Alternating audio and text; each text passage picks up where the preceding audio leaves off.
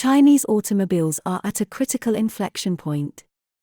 If everything goes well, in 2022, China's overseas auto exports will surpass the 3 million mark in one fell swoop, following the first breakthrough of 2 million units in 2021, taking it to a new level and becoming the world's second largest auto exporter after Japan. In fact, in the past decades of development, China's auto exports have not only achieved a quantitative improvement, but also a qualitative leap. Countries and regions with high purchasing power such as Europe, Australia, and the Middle East are the main force for new growth. In particular, new energy vehicles have been exported to developed countries such as Norway, Belgium, and Germany in large quantities.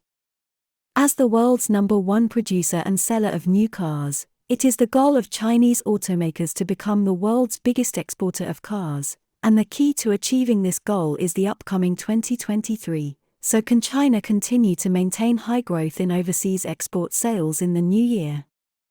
Okay, that and more is exactly what we are going to talk about today. Let's take a look. The big contrast with the high growth of China's overseas auto exports is the traditional auto export powerhouses Germany and Japan. Relevant statistics show that from January to November, Germany exported 2.4 million new cars. This is about 11% higher than the same period last year, but still lower than in 2019 before the COVID-19. From January to October, Japan's auto exports were 3.0844 million units, a year-on-year decrease of 0.3%. So, is China's success accidental or inevitable, a short-term performance or long-term sustainability?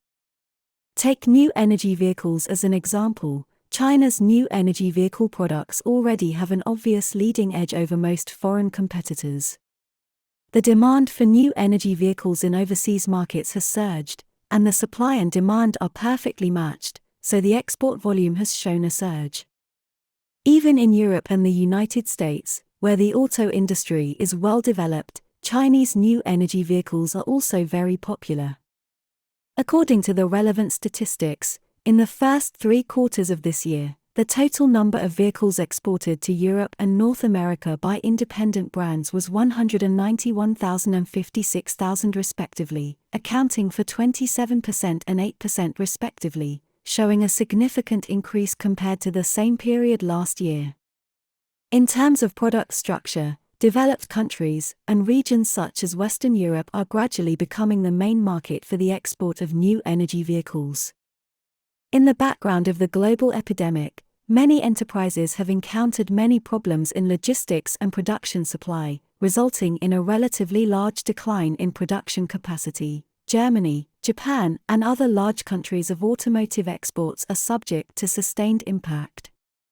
According to the research results of the German Institute, supply chain bottlenecks have cost German industry about €64 billion between the beginning of 2021 and mid-2022, of which the automotive industry accounts for almost half. The shortage of semiconductor parts and the difficulty in supplying parts have led to a year-on-year decline in Japan's domestic auto production in the first half of the last 2 consecutive years. China's auto industry has benefited from the world's most complete auto industry chain supply chain, and the advantages of strong industrial chain resilience have been fully reflected, so it has been least affected. In addition to the supply chain, the gradual recovery of overseas economies after the epidemic has also promoted the recovery of automobile consumption, which has also greatly stimulated overseas exports of Chinese automobiles. So, can this supergrowth trend continue in 2023? In short, the possible recession of the global economy in 2023 and the recovery of supply chains in major auto exporting countries will be challenges for China's auto exports. Recently, Tesla CEO Musk issued a warning that the global economy is expected to fall into a severe recession in 2023, when consumers' demand for high-priced goods such as cars will decline. Looking back at several economic crises in history, the impact on automobile consumption is huge. U.S. auto sales have experienced sharp declines in 3 periods: the Great Depression in 1929, the three oil crises in the 1980s, and the financial crisis in 2008. In particular, the financial crisis in the United States in 2008 caused the sales of automobiles in the United States to drop from 17.66 million in 2007 to 13.49 million in 2008, and continued to shrink to 10.6 million in 2009, a year-on-year drop of 21%. In addition to the possible crisis in the global economy, it seems to me that as the supply chains of major auto-exporting countries recover, their production capacity will also gradually return to normal. In fact, in the second half of 2022, the supply chains of Germany and Japan have recovered significantly, and their exports in the second half of the year have also recovered. Taking German cars as an example, in the first half of this year, the export volume fell by 5.57% year-on-year, and by November this year, the export volume of passenger cars reached 280,100 units, a year-on-year increase of 26%. In the field of fuel vehicles, the product competitiveness of Germany and Japan still has an advantage. With the continuous recovery of production capacity, they will regain some of the lost market share. Invisible technology thresholds such as regulatory certification and field application of smart technologies will also be a major challenge for Chinese automobiles to go overseas, especially to enter markets in developed regions such as Europe. In addition, under the international situation of intensified global geopolitical conflicts, the risk of changes in industrial policies and exchange rates in overseas markets has increased. Regarding the sales growth rate of China's auto exports in 2023, all parties have also made preliminary predictions. According to a research report released by CITIC Securities, China's domestic passenger vehicle exports in 2022 and 2023 are expected to be 2.55 million and 3.65 million units respectively, a year-on-year increase of 58% and 43%.